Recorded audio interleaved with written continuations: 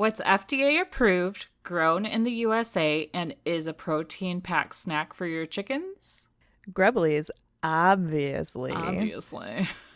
We only want the best for our flocks, and that's why Grubbly Farms Grubblies are the official chicken snack of the Drinkin' Farm podcast. Not only are Grubblies great for chickens, but they're also a rich source of nutrients for ducks and turkeys and even wild birds. So bring all the poultry and waterfowl to the yard with Grubblies. Go to grubblyfarms.com and use code FARM15 to get 15% off your first order.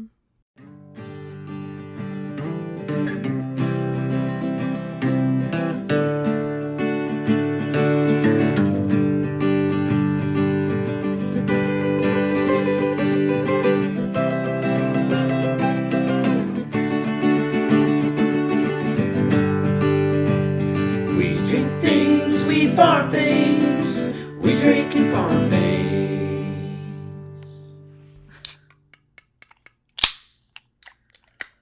Hey, Sam. Oh, hey, Bev. What you drinking over there? I'm drinking my new favorite everyday beer. Ooh. And it is a 50 West Brewing Company Ocean City, which is a strawberry goza ale. And I'm really excited about 50 West because they're putting in a tap room in Chillicothe. So soon I'm going to have like a great source for craft beer in town. Nice. So how did you decide that this was your new favorite beer? Well, I like it because it's really light. It's a 4.5%, so it's easy to drink. And it has just like a slightly tart taste because of the goza, but the nice like strawberry flavor makes it easy too. It's just kind of like it's like a good summer beer for relaxing and you know, you can drink a bunch of them and be fine because they're so light and they taste good. So yeah. What are you drinking over there? I am drinking something that you probably wouldn't be able to drink a bunch of and be fine. I am drinking an Urban Artifact Squeeze Box, which I know you've drank before while recording. And it is a strawberry Midwest fruit tart, and it is 8.6% alcohol by volume, which is why you would not want to probably drink more than like maybe 2 of these if you're doing any serious farming of any sort. But this one, yeah, we're both drinking strawberry beers. That's kind of funny, but I like this one a lot. And this is one that was introduced to me while we were at Coop Camp too. So this is another Coop Camp trip beer, which it's almost been like 2 months since Coop Camp, and I'm just now like almost out of those beers. That's pretty good. Yeah, we picked our selections well to get us through quite a few weeks here. Nice. And welcome to We Drink and We Farm Things. That's Bev over there. And that's Sam over there.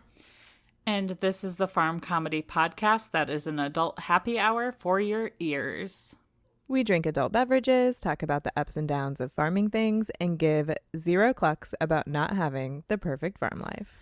We want to create a community for farmers, whether you are a hobby-sized farm or have a huge farm. We want you to come listen and feel like you're not so alone in this farm thing. We keep it real with you and find humor in the mistakes we make, the new knowledge we gain, and sometimes we go off on tangents that are non-farming related. And speaking of those tangents, we cut a lot of those and stick them up on the Patreon. So this episode's outtakes are exclusively for our Patreon peeps. And you can go check out our Patreon page by going to patreon.com/drinkandfarm. And we put all sorts of fun things up there. So if you join us at the $2 level or above, you're going to be able to indulge in those extras. And also, we're starting to brainstorm our next Patreon supporter gift. So if you're at the $5 level or above, that gifty is coming at you pretty soon here. Ooh, I'm excited. Me too. And our drinks this episode are sponsored by Natalie Quist, which is at Cloud Lover Fiber on the Instagram. And Natalie is one of our Patreon peeps, and she is sponsoring these drinks. So cheers, lady. Cheers. And she's had real life drinks with us too. Yes, she has. So I don't think we have any corrections this week, but I do have a bit of follow-up. I realized when I was re-listening to last week's episode that I never explained about the Red Star coupe decoration from Henny and Rue and how I'd bring more up with that later. Oh. And I was like listening to it and I was like, oh, I left everyone hanging. Not that people probably remember or care too much, but I felt silly. So what I wanted to say was it ties into the farm story last week with the raccoons. Those little effers climbed to the top of my omelet coop, tore the coop decoration off, and in my head I see them like standing on their hind legs on top of the coop saying F you, and like throwing the star down on the ground. They probably just got up there and like accidentally knocked it down, but in my head they were spiteful because we took out a couple of their buddies. So that was the tie-in from the Henny and Rue box review to the farm story last week that I just forgot to tell. So there you go. If you've been like on the edge of your seats wondering what the heck, there you go.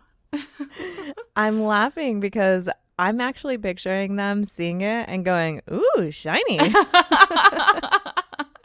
And like grabbing it off and trying to take it. So they've like got it in their little hands and they're banging it into the wire run over and over again, trying to fit it through. And they're like, why can't I get this? And then they drop it. And they're like, oh, no more shiny. No more shiny. Yeah, those poor chickens that live in that coop, they've seen some things. Luckily, raccoons come out at night, so they couldn't like drop the star on the chickens because that would have been a little traumatizing. Yeah, just a little. Stars fall. The sky would really be falling. Yes. Like Chicken Little. Yeah. Oh my gosh.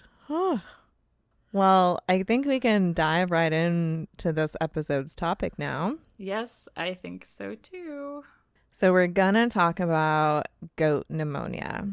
Oh. And I won't leave anybody hanging if you haven't heard. One of our goats, Darby, she came down with pneumonia last week and she did die from it. And I'm ready to talk about it, even though I'm still really upset by it, because I think that sharing exactly what we observed and experienced with this and the things that we learned from it is a great way to honor her memory, because some of the information can be used to save somebody else's goat. Right. Totally agree with that sentiment. And I think I don't want to say I'm excited to hear about it because obviously it's kind of a dark situation, but I'm appreciating the opportunity to learn everything that you learned in the process and all the research that you did. Well, and I think it's going to be really good for a lot of people too, because goat pneumonia isn't all that rare. So unfortunately, it's something that I think a lot of people will run into at some point in their goat keeping if they keep a lot of goats for a really long time. So I think that this will end up being really valuable information, and the links that we share, if you like keep them on hand, then they'll be handy to you in an emergency. Because I know there's nothing worse than having an emergency and just like doing the Google search and trying to decide like what's good info and what's not. So yeah, could probably save somebody some time for sure.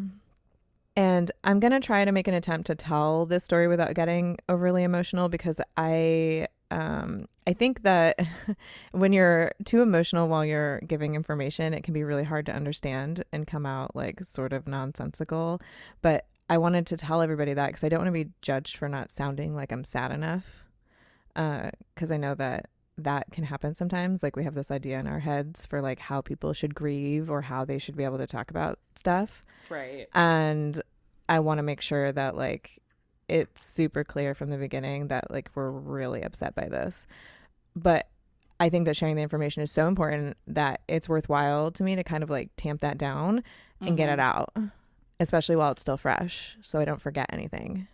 Right. So I'm going to share the clinical information about the pneumonia first. And I got all the clinical information from TennesseeMeatGoats.com. And that is actually the source that I used for the most part while we were actively trying to treat Darby's pneumonia. We don't have very good cell service or internet access in our barn. And unfortunately, that was where I was at for most of it. So my ability to do research was like really hampered. So I was like running outside, looking at the article, reading some stuff, and I'm like, okay, we can try this. And then I'd go back inside and give it a try.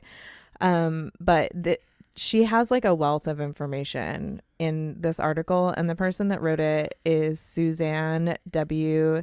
Gasparotto from Onion Creek Ranch in Texas. The article that we're using was last updated on July 2nd, 2018. So it is relatively recent information. And I'm sure they share that because they probably do go in and update as new knowledge is found. So I wanted you to have like a timestamp for when we got this information. I'm pretty sure this was the same author of the article that I referenced last week when we were talking about goat diarrhea. So this lady's got it going on and knows what she's talking about. Yeah, she totally does. So goats as a species have difficulty maintaining internal body temperature, especially when the weather conditions change rapidly. And pneumonia is often the result of the rapidly changing weather. They can tolerate hot and cold if the changes in temperature are gradual, but they can have some serious problems coping with wet and wind. So that's why goats need a roofed 3-sided shelter to provide wind and rain protection, and also to provide shade if your property doesn't have any trees on it. And it's also really important to note that pneumonia can be a year-round killer, but spring and summer are prime time for it to kill goats of all ages. And this is really important because our vet actually told us that summer was an unusual time for him to see pneumonia. And all of the research that I've done since Darby's passing has indicated that he was incorrect about that, and that this is exactly the time of year that we should watch for it. And wide swings in temperature and sudden changes in climatic conditions, such as wet weather coupled with high daytime temperatures, high humidity, and much lower evening temperatures, can set the stage for pneumonia. And goat kids especially have trouble controlling their body temperature, so they are more susceptible to pneumonia than adult goats are. And I think it's important to know as well that the two most common causes of death in goats are worms and pneumonia. And wormy goats are more likely to develop pneumonia, so checking their FEMACHA scores often is important. And we'll put a link in the show notes for how to check FEMACHA scores. And we did talk about it on an episode, and I forgot to look up which episode it was. But basically, you just check their eyelids for color. And a good shade of pink is ideal. Light pink means that they're a little overly wormy and should be treated. And white means that they're super anemic and they need to be wormed as soon as you can possibly worm them. And I think knowing like what your goat's shade of eyelid color is normally is really important. One of the things I'm thinking of adding to my list of to-dos is when I trim hooves to check their eyelids and snap a picture of it. So then I can save it in a file and I can go back and reference them if I ever think that it doesn't quite look healthy. And be like, oh yeah, when I did this 2 months ago, Tonks's eyelids were way darker pink than they are now, so I should probably go ahead and worm her. But that requires a lot of organization. Yeah, and you gotta remember too, like depending on where you're trimming hooves, the lighting might be different, and camera and lighting can be a little weird.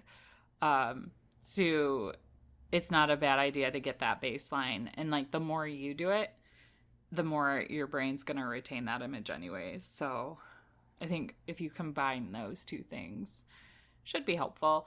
And you can always like do a Google search. And like there's this, it's the FEMACHA score thing Bob was talking about.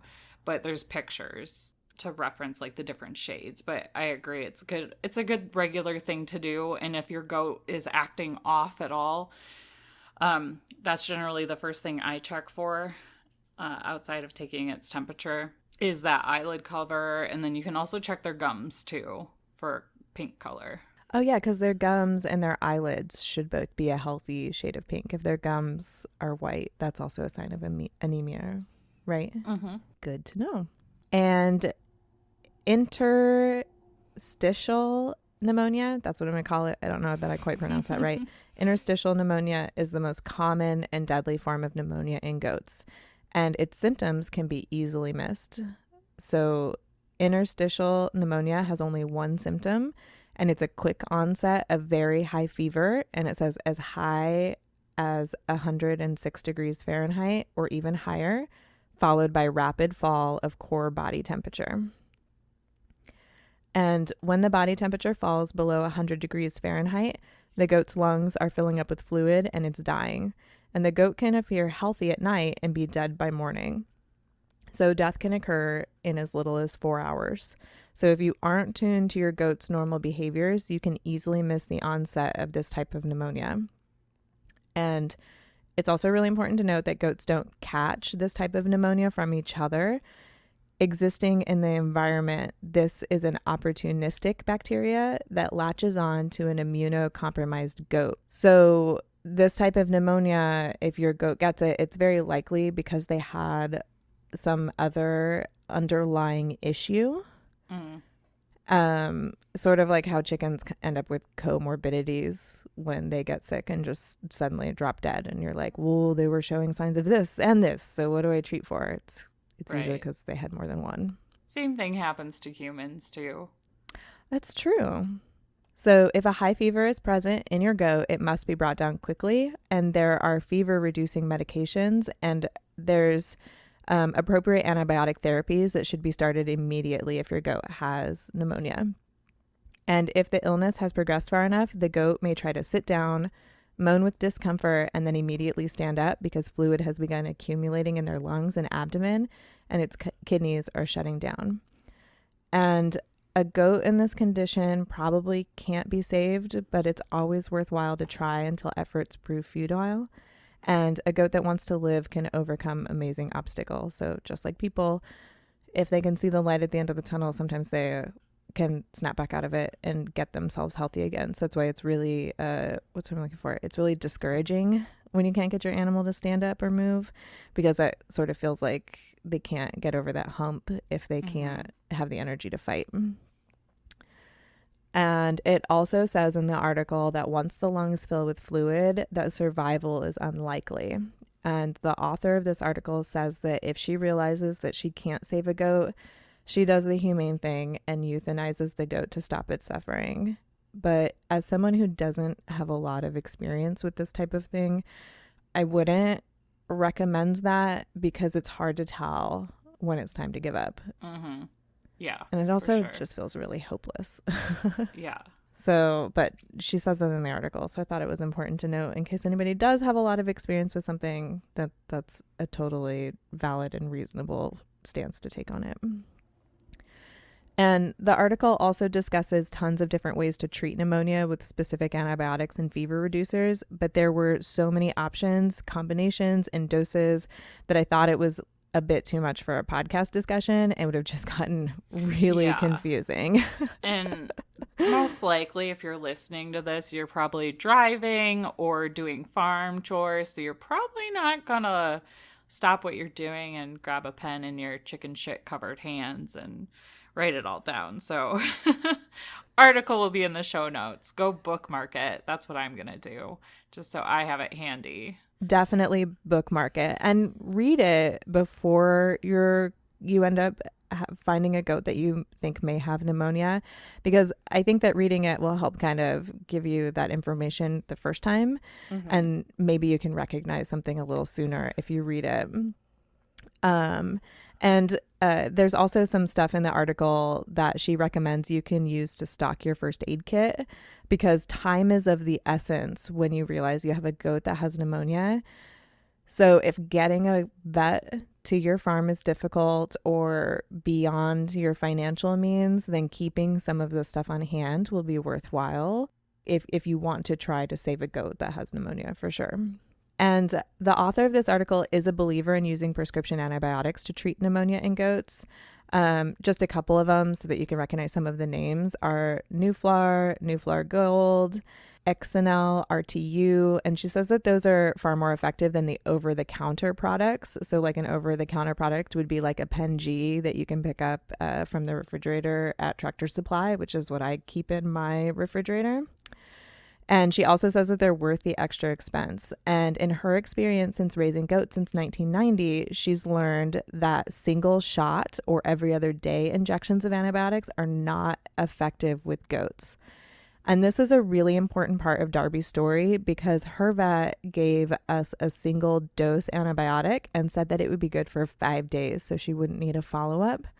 And he likely said that because I think that that's the protocol for sheep and cattle, but I'm not a vet, so I'm not 100% sure. But goats are different creatures that we end up using a lot of off-label products on for them, so they don't react the same as creatures that like a vet would consider to be similar, like biologically. For some reason, they just don't act the same.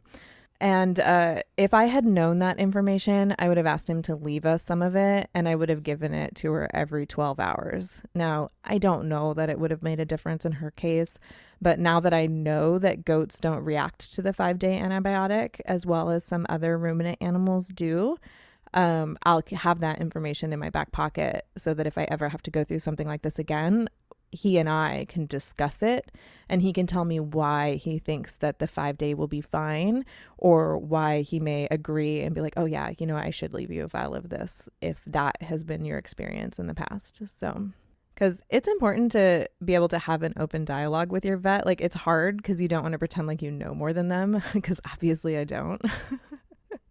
Like, being a Google warrior doesn't make you a vet.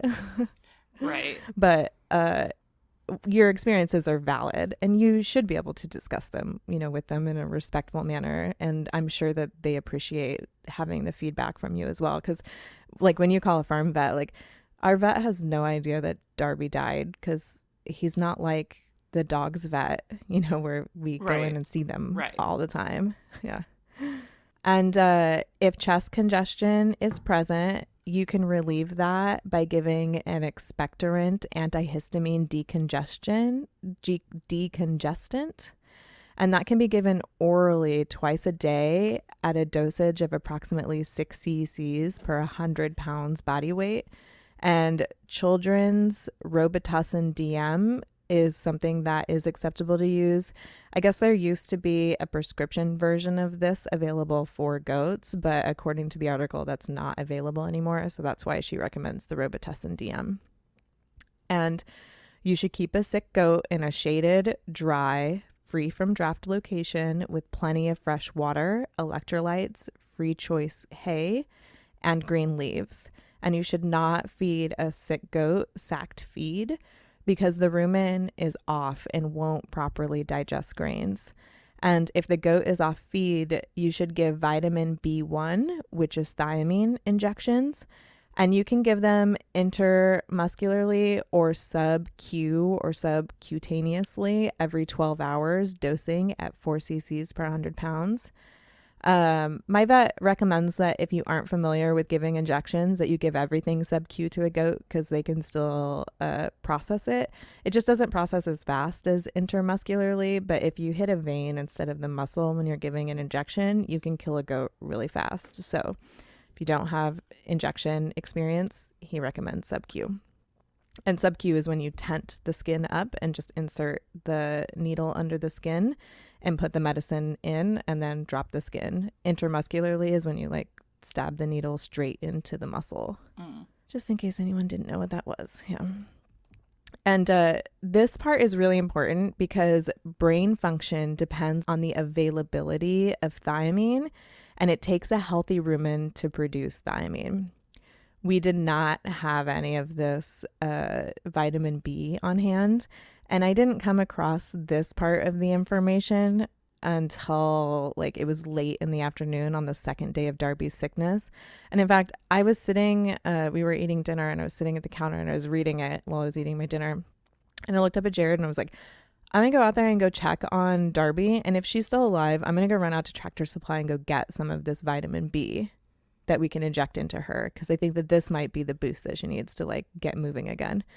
And she had passed when I went out there. So I didn't get to go to the store to go get it.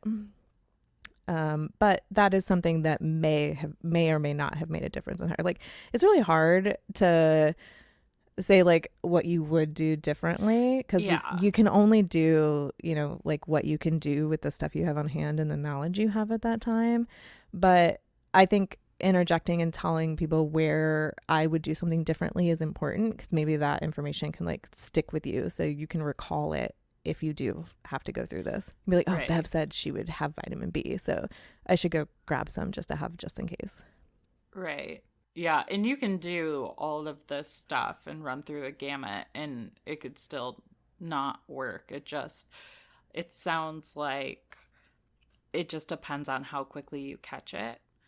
And like the goats will to push through it. Yeah, for sure. And, you know, the goat's level of health before, you know, like the pneumonia hit. Because only like an extremely healthy goat can overcome something as debilitating as pneumonia. If they have other issues, it might be a little tougher for them to get over that hump. So if your goat isn't drinking any water, you can orally drench electrolytes, or something else that I like to orally drench is Nutri-Drench because it's got like the molasses and the sugars and the vitamins and stuff in it. And if dehydration is severe, she recommends subcutaneous, which is sub-Q or SQ delivery of lactated Ringer's solution, which requires a vet prescription as of when she wrote this article. Or you can do an IV delivery, but it's necessary for a vet to place the IV. And it's also really important to know that a 100-pound goat needs 1 gallon, which is 3,840 cc's of fluids in small amounts over a 24-hour period. So you cannot syringe by mouth enough fluids for a goat on a daily basis. And if you try, you can cause the goat to aspirate fluid into its lungs, which is even worse for pneumonia. And you can stomach tube, which she says that stomach tubing is easy and much safer. And there is information on how to stomach tube on the website, but I was not going to stomach tube. No, I'd be calling the vet for that too. Yeah, I'm just not ready for that. Maybe ask me 5 years from now if I've stomach tubed anything yet. You want to be sure and follow up all antibiotic treatments with an oral probiotic. But don't bother using it until after the antibiotic regimen has been completed because the antibiotics kill all the healthy gut flora as well, just like they do in humans. So the goats need all of that replenished. And she says that pneumonia has become such a problem in goat herds that she's begun to use and recommend Presponse HM, which is a pneumonia vaccine by Boehringer Ingelheim, to prevent pneumonia, and it's available over the counter at feed stores. And it's a cattle vaccine that she's using off-label for goats. And upon the recommendation of a veterinarian, the dose is 1 dose, 1 cc sub-Q for all goats under 60 pounds live weight and 2 cc's for goats over 60 pounds live weight. And you give them their first regimen 4 weeks apart and then annually thereafter. And she has found that a specific vaccine to be more effective than an older Colorado serum pneumonia vaccine that was made specifically for goats. So even though this is for cattle, she has found that it works better using this regimen. So that's all the clinical information on pneumonia. The end. Do you think you're going to give your goats the pneumonia vaccine? So I am thinking about it. They're due to get their CD&Ts, so that would be a good time to do it because I could do it all at once. Yeah. once you start sticking the needle, it's easier to just keep doing it over and over again than to pull them in a bunch of different times. They'll stop coming to me if I stick them with a needle every time they see me. Yeah, that's true. So I am considering it, especially because this type of pneumonia is something that you can't prevent for. Like she talks about all of those management practices and stuff, just like we did for diarrhea last time. But I left them all out because we all know that goats are healthier when you keep them in clean surroundings. Like, that's just a no-brainer. Right. But they also poop in their food dish. So there's only so much you can really do. Yeah, that's right. So I am considering it, especially because like now that I know that vaccinations can be an important part of an organic farm's herd management practices, because if you vaccinate your animals, you're preventing them from getting sick in the first place, which will require less medication and antibiotic use in the long run, which is better for them and better for the environment. So I am thinking about it, but I have not made a decision yet. I'll let everybody know when I decide, though. Giving all the shots is not my favorite thing to do on the farm, Right. but it's necessary. Right. Would you consider giving your goats the pneumonia vaccine? I'd consider it, but I won't lie. Like, my goats are behind on their CD&T because life, and I don't like needles, and I'm sure that is pretty risky. But that's just the current situation. Like, probably next time we trim their hooves, I should just bite the bullet and stick them with a needle. And by then, they'll be a little taller, so the younger ones' heads will even fit into the milking stand. Right now, they're a little short, so they can like wiggle their little heads out of there if they figure it out. Yeah. So, yeah, it's something I would consider too, but I almost wonder, like, how effective that vaccine is. Like, she's saying it's more effective than the last one, but what was the baseline of the last one in this one? So that's a good point.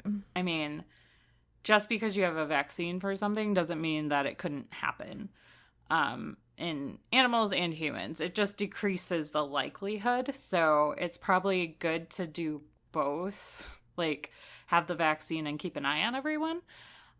So it would just be nice to have more data behind like how effective it is, so I can balance out in my brain like how closely I need to watch for certain signs based on the effectiveness of a vaccine. I'll keep that in the back of my head as something to research soon, and we can definitely share that information by follow-up a few weeks from now. It's not going to be next week or anything, but we can share what those findings were by follow-up, and then what I decided to do. Because, yeah, I agree. I would like to know what the effectiveness is, because, of course, like every other medical thing that you do with yourself or your animals, there are risks involved. There are risks involved every time you stick them with a needle, because, like infection can get introduced, or the needle can go into the wrong spot, which can cause death or some other crazy thing to happen. Goats can have reactions to certain vaccines, so that's why they always recommend that you have epinephrine on hand whenever you're vaccinating goats. So yeah, it's definitely not without risks, even if it prevents something like pneumonia. So it's definitely something that has to be like balanced out and weighed mentally. Mm-hmm. And I was going to tell you, my goats are totally behind on their CD&T also. So it's not just you. So don't feel bad. Yay! So, Procrastinators unite later. Right? And that's one of the reasons why I always keep the tetanus antitoxin on hand, because even if you're up to date, they're not always 100% effective. But then, if you go late, then you definitely want to have those things on hand just in case, something like that does come up. So, So yeah. So now I think it's time to tell you Darby's story. So with Darby, knowing what we know now, the conditions for pneumonia were textbook perfect. So you've probably heard us talk about how our Midwest weather has been kind of insane recently. It's been really hot. It's been crazy humid. And the temps are swinging down really fast when the rain finally breaks. And the amount of rain that we have had this year has been astounding. So ripe for pneumonia. And I also want to tell you a little something about Darby. Darby the goat never quite looked right, which is partly why I found her so endearing.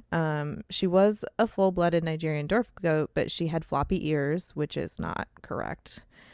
She was also bigger than all of the other goats and easily had 10 pounds on them, even though she always looked really skinny and bony, and her rumen never like expanded and looked like it was working properly. Like all of my goats look like they swallowed a barrel except Darby. Darby was skinny, but she ran and seemed happy and kept up with everybody. So like in our minds, we were always just like, oh, well, that's Darby. She's like the goat that's kind of a weird goat. She's a little weird looking. She's a little weird acting. That's just who she was. So we didn't really think to kind of look into it. We were just like, Darby's a weird goat. That's all. And she was also a goat that never really warmed up to us. So she wanted nothing to do with us. Darby was happiest when we were not around. And when we were around trying to help her with things that she needed, you know, like clipping her hooves or checking her to make sure that she was healthy and whatnot, she complained so loudly, it was nothing short of obnoxious. We have one of those in our herd too. Oh my gosh, you touch that goat, you think you were killing it. Like the yelling is just next level. Yeah, you've seen those YouTube videos of goats yelling. That's how Darby yelled. And all of our other goats are very quiet compared to her. But they're not quiet either. So yeah, so I think that those are important parts of Darby's story, because I think like now that I look at them after the fact, that something like this was kind of likely for Darby, and I just hadn't really considered it. So I realized that something was really wrong with Darby when I saw her last Saturday morning and she looked like she was foaming at the mouth. So my first thought with foaming at the mouth was that it was bloat. So I syringed her with baking soda and I replenished her rumen with some probiotics. And my husband came over to kind of help me because Darby's not an easy goat to give anything to via a drench syringe. Yeah. And he was looking at her and he's like, I don't think Darby has bloat. Like if she was bloated, wouldn't her rumen be bloated? Like she looks as skinny as she always does. So we were like, oh shit, this is something else. This isn't bloat. So the foam that was coming out of her mouth was clear. It was really bubbly and it was sticky.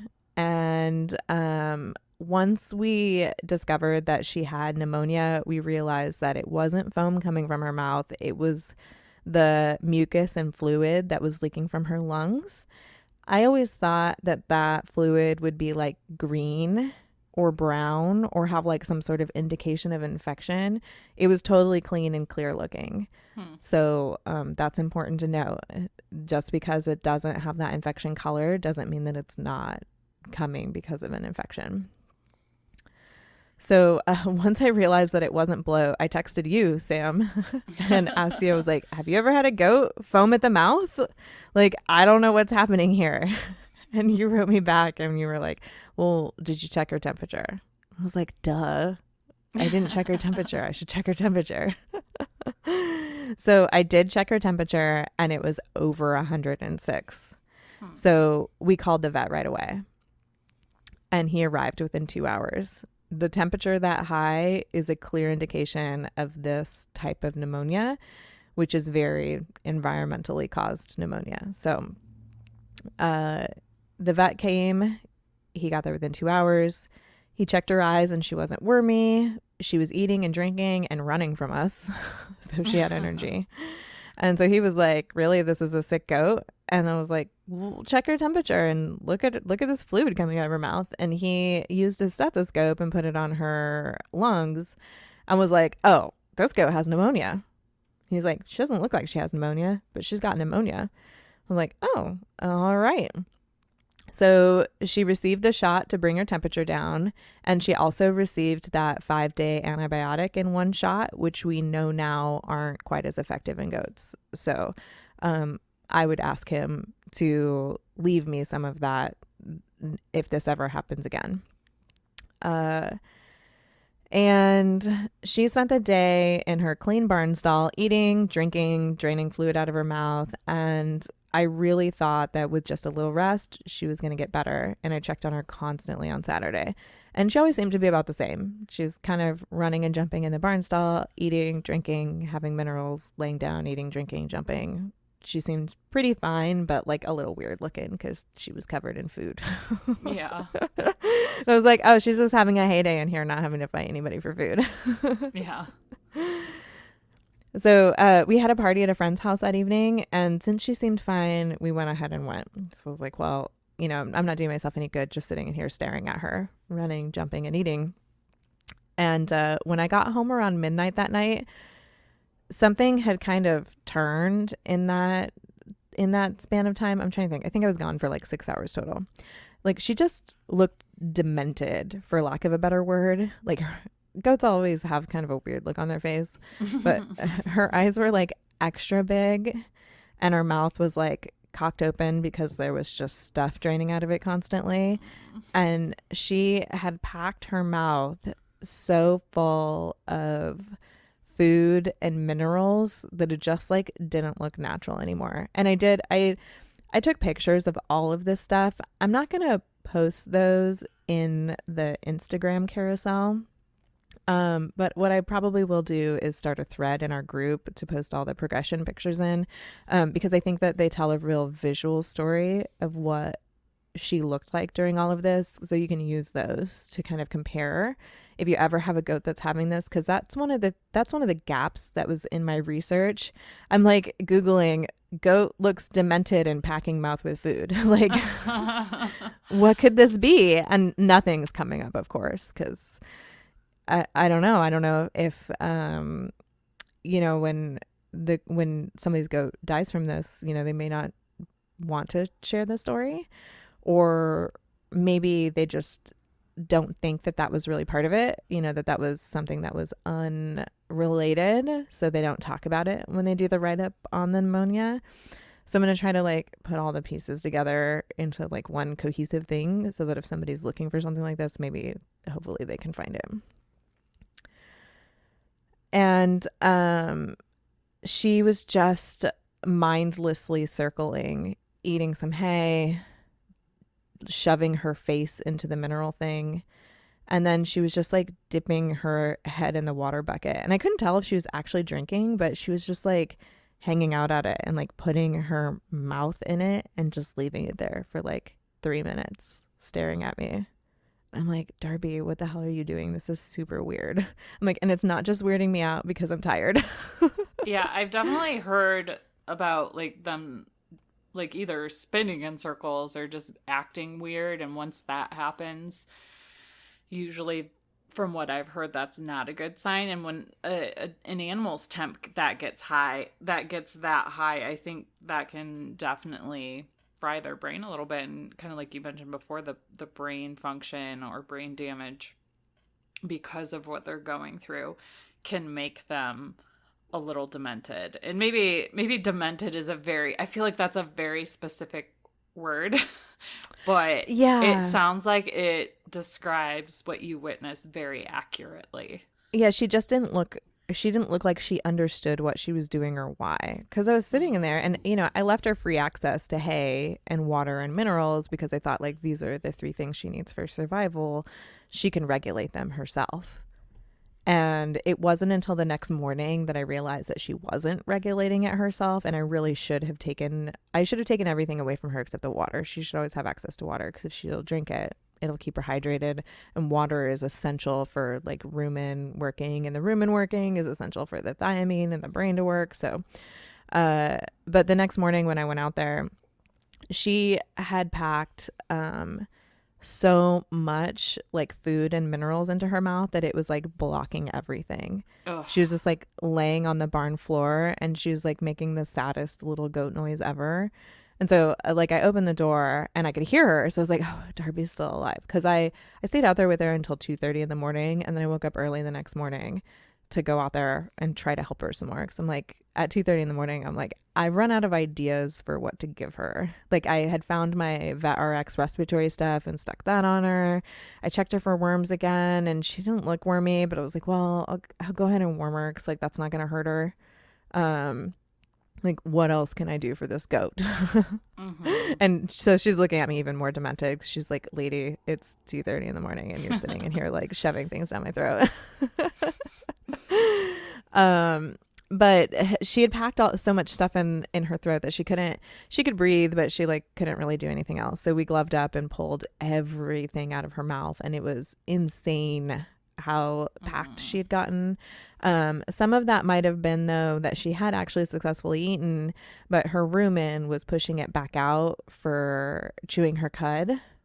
Oh. And she may not have been chewing her cud and swallowing it because something with her brain wasn't working right anymore, so she couldn't, or she physically didn't have the energy. I don't know what it was. It's hard to say. I wonder, and I'm totally speculating here, if she was having like mucus, like an excessive amount of mucus or kind of phlegm or something too, if it made it sticky and it made it difficult to do all that too. That's totally a possibility. Oh, absolutely. Poor baby. So I did call the vet again and he was like, oh, it does not sound like she's getting better. Well, no shit, Sherlock. Yeah, right, I know. Thanks. But he did answer the phone for me on a Sunday morning, so I got to give him some props for that. Yeah. He told me to give her 5 cc's of Pen G subcutaneously. So we did that.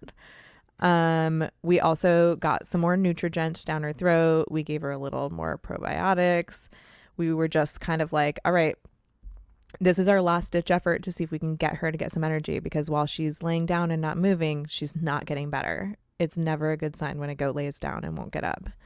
Because their instinct is to get up and run from you or run around and jump on things and try to get to the highest spot in the room. So we also gave her some children's cough medicine. And I wish I would have thought to give her that the day before. But when the vet came and gave her antibiotics and the stuff to take down the fever, he seemed to think that that was all she needed and we shouldn't do anything else for her. He was like, oh no, just let her rest for a few minutes, get some food and water. She can be turned back out to pasture with her friends as soon as she, starts to seem like she's perking up a little bit and there's a little less fluid coming from her. But if I could do that over again, I would have definitely started her on the Robitussin sooner to help her break up that phlegm, because that was it's super hard for your body to break that up. I mean, you know what it's like to have a bronchial infection. It sucks. And she never coughed once. I don't know if goats don't cough like that, but she never coughed to try to expel the stuff out of her lungs. So to keep her comfortable, I was giving her some water and probiotics using the drencher, and she was drinking it. And I was also flipping her over several times because you don't want them laying on one side for too long. That can suspend their rumen activity, and it can also cause blood to pool in their muscles improperly. So you want to make sure that they're changing position if they're not getting up and moving on their own. Yeah, I've definitely heard before that you want to keep them sternal so that they're almost sitting straight up, if that makes sense. Or laying straight. So you don't want them to lay on one side or the other, which when I had the barn cam on in the barn, anytime they laid on their side, I freaked out. But generally they wouldn't do it for that long, because keeping them sternal, like you said, it does affect their rumen. If they're just hanging out on one side for too long. So if an animal isn't feeling so hot, and I saw you sent pictures of propping her up, and that's the right thing you want to do, is to prop them up so they're closer to that sternal position. Well, and I realized I could have totally dragged a bale of straw in there and draped her over it so that she was sternal. I did not think to do that. I was having her on her side. So yeah, next time something like this happens, I would definitely put her so that she's straight up. And in fact, sternal was how she was laying when I found her the next morning. She wasn't on her side. Aw, she had kept herself that's straight. good. Yeah. That's good. So she had more sense than I did on how she should be laying, even in her weird mental state that she was having. Yeah, she was still trying. She still had some instincts, sounds like. She did. Yeah. So something else that I also did for her was she wasn't blinking anymore. So I was using some saline and I was spraying her eyes down with saline. And then once I would do that, she'd blink. Yeah, she's like, what the hell are you doing? Yeah. She's like, cleaning my eyes out again. Oh. So I spent all day in the barn with her. I stroked her head. I held her. I gave her a pedicure because her hooves were due. And I was like, well, if she's not going to fight me right now, I might as well get this done now. I was like, and then you can go back out to pasture tomorrow and have clean hooves. But yeah, I basically spent all day Sunday in there. And sometime in the afternoon, evening-ish, I want to say it was around 4 or so, I got up and I was like, all right, I have to go eat some food and I need to take a shower. So I've been laying in the straw on the ground with her and I was covered in like those chigger bites. And I'm like, no. Clearly I haven't limed this barn lately. It's what I'm going to do when I get back, but I need to shower and get these bugs off of me and get some food. And then I'll come back out here and see if I can't think of anything else to do. And so I was gone for about an hour. And by the time I got back after showering, making dinner and eating, she had died. And it happened really fast. Like she had just died because I went in there and I put my hand on her and I was like, she's not breathing. And I was like, she's still warm. I'm like, can I do CPR on a goat? I didn't have time to actually Google that and look it up. And I was like, you know what? I was like, no, she passed peacefully. So I should leave it that way. And look, my husband was coming out too because we were getting ready to give her next penicillin shot because he had said, the penicillin every 12 hours. So the 12 hours had gone by. So it was time for that. And yeah, she had just passed. So that was it. Yeah, sometimes I've heard this too, that animals will wait until they're alone to pass because it's like a privacy thing almost, that they'll just go off and do that. So maybe she felt like she had to hang on when you were there, and then once you were gone, she relaxed a little bit and let go. Because I've definitely heard that before. That's totally a possibility. Yep. Not that that probably makes you feel any better about any of it, but maybe she just didn't want to do that in front of you, you know?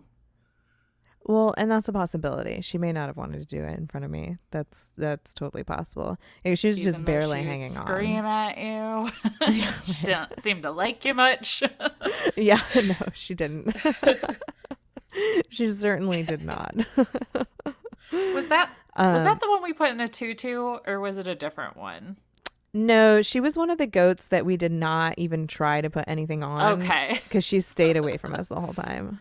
Yeah. Okay. She's one of the ones fleeing when the goat in the tutu was running around. Yes. Yes, she was, for sure. And the whole thing from start to finish, which was once we realized that something was wrong with Darby to when Darby died, was about 32 hours, to give people a timestamp. Which it sounds like the stuff you guys did do extended her life a little bit, because it sounds like in the article it can be as fast as like 4 hours. Yeah. So it sounds like maybe it could have worked, but there's just something that happened along the way that just didn't, which I'm with you. Like, I would never feel comfortable euthanizing an animal myself, just because you don't know until the vet's like, yeah, no, like even like putting dogs down and things like that, you know. Once you for sure know, then I get it. But it sounds like there could have been a chance, even no matter like how slim it was. And it's totally possible, like, you know, with getting Robitussin sooner, or having that extra antibiotic on hand, or having the vitamin B to give her the shots of. It's just like, it's one of those things where like I'm not, and I don't say these things to try to like blame myself or say that I should have, like, would have, could have done all of these things, because I think anybody who's experienced anything that just didn't go right, like, they would agree, like, in that moment, it's kind of hard to think clearly about what you're supposed to do next or what the next step should be. And if you've never seen anything like that before, like, you're literally just reaching at straws. Like, I freaking wormed her. Yeah. I mean, right. like, you just, like, you're kind of grasping at things. And it also doesn't help. Like, so she was alive for 32 hours. I got like 4 hours of sleep in that entire time. So Right. I also wasn't thinking very clearly or rationally necessarily. And that makes it hard to like come up with what the next best course of action is. But now that we have this experience under our belt, I hope that we could actually get a goat over this. But you know, like I said about Darby was never really quite right. So if this hadn't taken her, it's possible something else would have eventually as well. Yeah. Some animals just don't have, like, they call it like failure to thrive. Yep. And maybe she had some of that in her. That's totally a possibility.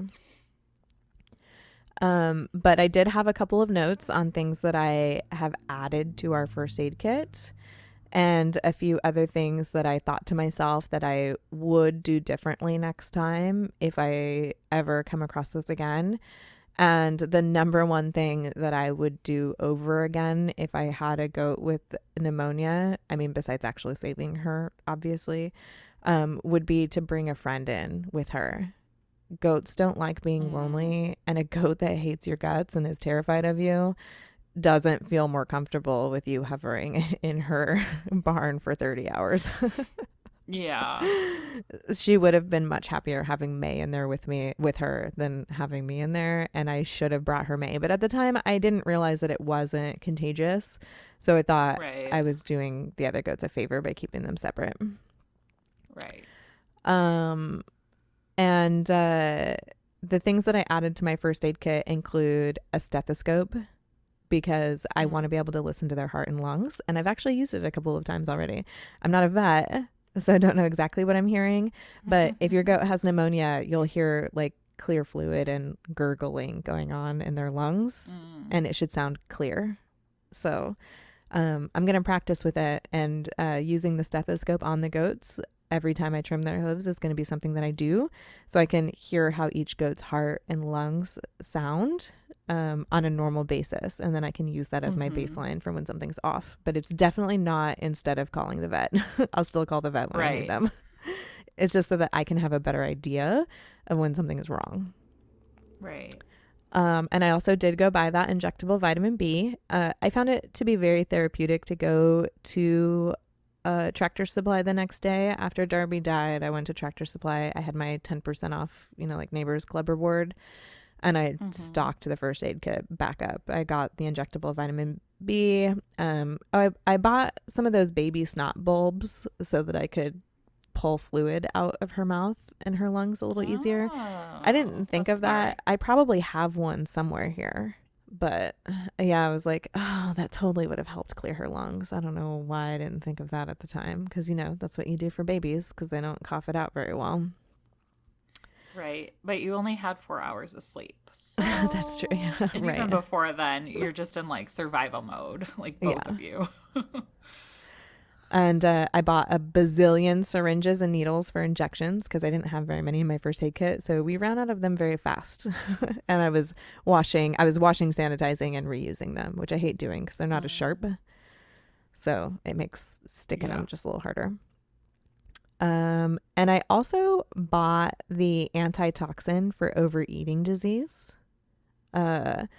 Because I'm behind on my vaccination. So when she was foaming at the mouth, I was like, she got that C and E thing, or the CD of the CD and T. And no, she didn't have the right symptoms for that. But foaming at the mouth is like one of those signs of having the overeating disease. So I was like, well, now I have a vial of the tetanus antitoxin and a vial of the the C and D antitoxin. So I've got those on as an emergency. And I also got that edible goat dewormer pellets.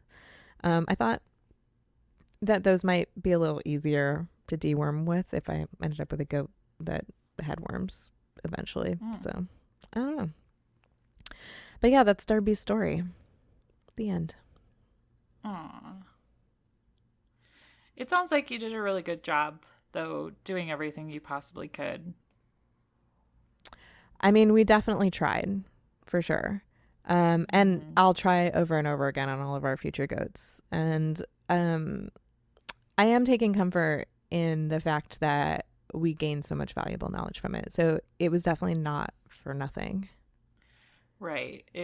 I can't imagine, like the article said, when the goat can be acting completely normal and then be dead by morning, like the mind F that would be. So, and to like not understand how it happened. So I could see how you experiencing that whole thing with her and understanding it at different points would be much more valuable than just walking in on a dead goat completely like blindsided. Oh, yeah, absolutely. Yeah, because we were able to like see what things made a little bit of a difference and what things didn't.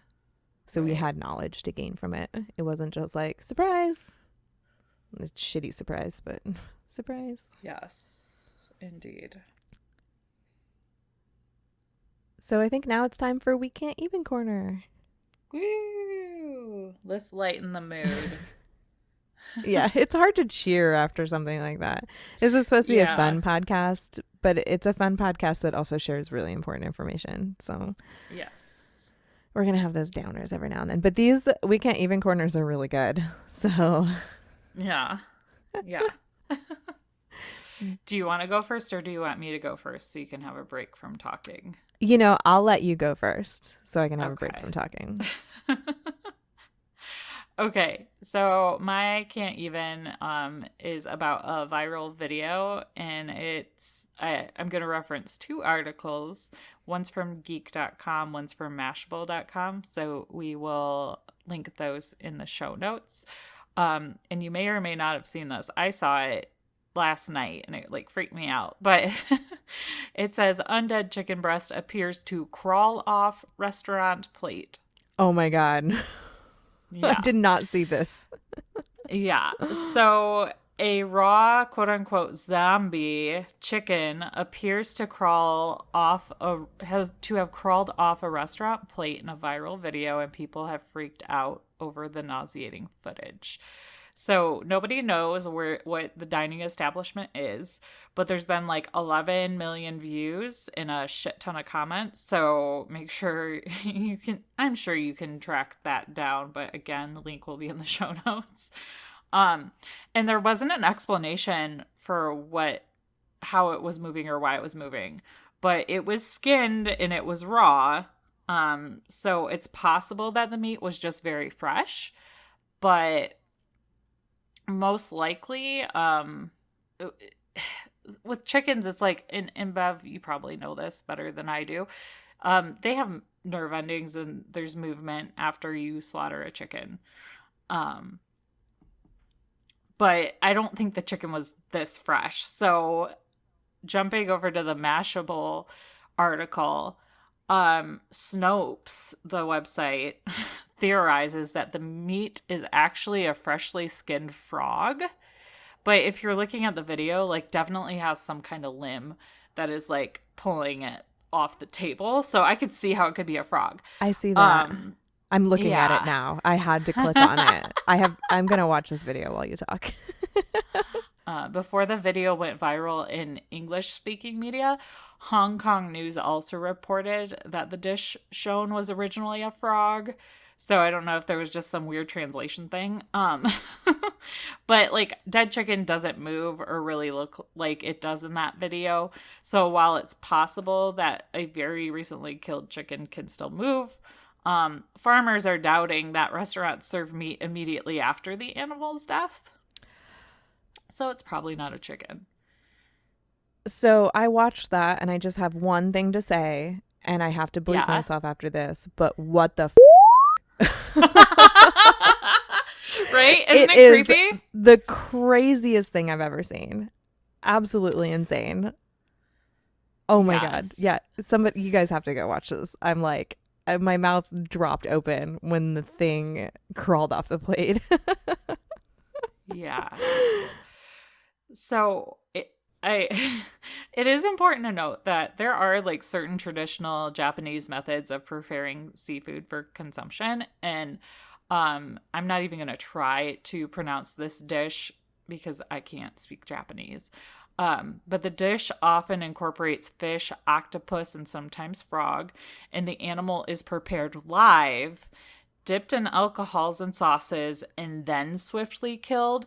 And the dish's ability to still move actually indicates its freshness, which makes it a delicacy. Ew. Yeah.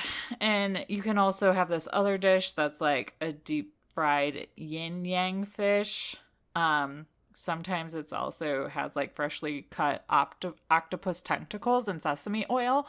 And although the octopus is dead, the nerve endings are still active and can actually like respond to certain sauces or salt. So it makes it look like it's moving or twitching.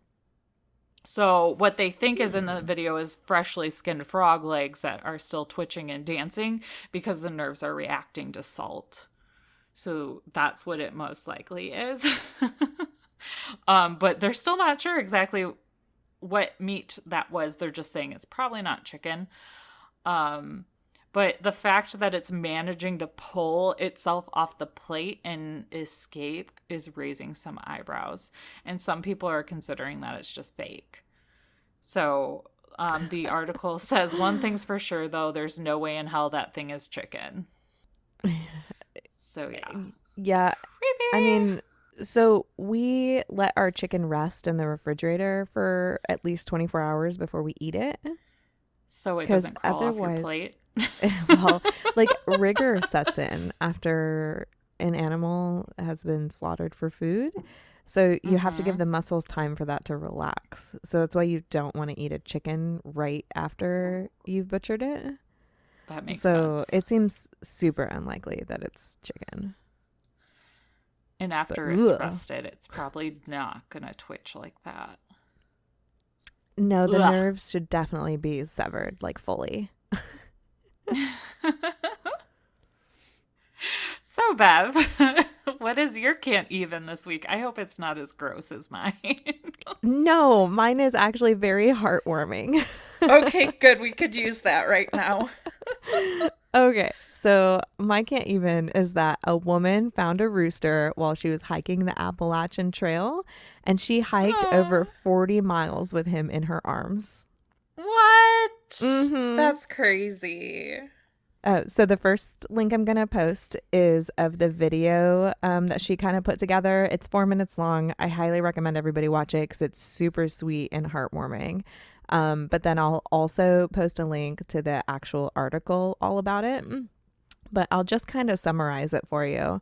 It was this woman's lifelong dream to hike the Appalachian Trail, which is a famous course that runs 2,190 miles from Maine to Georgia.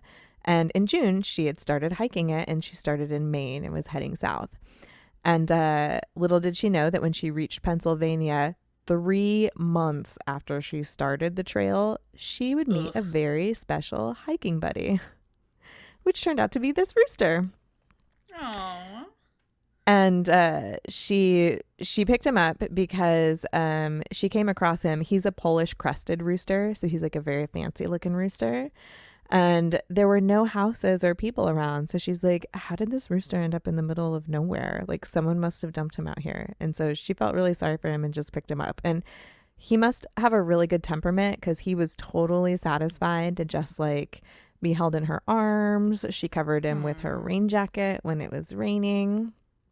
And he camped with her in her camping spots. But like, long story short, she hiked with him for, I have the exact number in here somewhere. It was like 47 miles or 45 miles. Oh my God. Yeah. It was really far. And she ended up taking him to a rescue sanctuary, and she still gets to go visit him. And it's very heartwarming. Aww. How cute. So yeah, that's it. That's my can't even. That was a good one. It was very heartwarming, like you said. And now it's housekeeping corner. Yes, no farm story this week, but I think that's okay because I felt like Darby's story was kind of our farm story. Yeah, I think so too. So we will leave it there. But if you do have farm stories for us, email those to us at drinkandfarm@gmail.com. And guys, it can be anything. It can be funny. It could be shit you think other listeners would enjoy, what we would enjoy. You guys do a pretty good job alerting us to things in the Facebook group. So just kind of, send those over to the Gmail. Tell us what you want us to talk about or send us your farm stories, and we will do that because we're always looking for more fun stuff to talk about. Yes, we are. Mm-hmm. And go ahead and if you would review us in all the places, because that just warms our heart and helps our numbers out and helps us appear in searches so other people can find us. And if you really like us, download the episode when you listen and hit that subscribe button. And if you listen on YouTube, leave us a comment. That's it. That's it. Woohoo! Thanks for listening, guys. Yes, we appreciate each and every one of you tuning in to listen to us and learn about our stories and to hear about our experiences. And you guys are just awesome overall. Yeah, for sure. For sure. So drink, farm, and give 0 clucks. Bye, guys. Bye. We drink things, we farm things, we drink and farm things.